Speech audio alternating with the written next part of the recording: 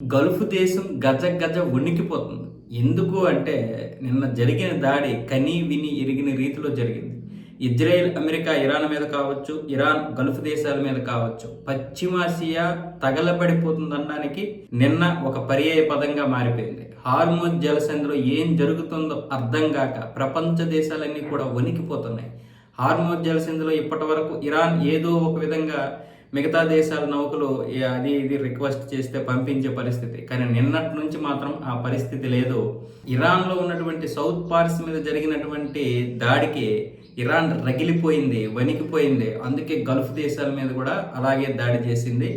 ఖతార్కి చెందినటువంటి ఈ క్షముర్ క్షేత్రాల మీద దాడి చేయడానికి ప్రధాన కారణం అదే. గల్ఫ్ దేశాలకి ఏవైతే ఒక మంచి ఆర్థిక వనరులు తీసుకొస్తున్నాయో వాటి మీద దాడి చేయండి. ఎందుకు అంటే ఇజ్రాయేల్ ఇటు దీనికి సంబంధించినటువంటి ఆ విద్యుత్ ఏదైతే ఉందో ఆ విద్యుత్ కేంద్రం మెయిన్ ప్రధానమైనటువంటిది ఇరాన్కి సౌత్ పార్స్, దాని మీద దాడి చేసింది.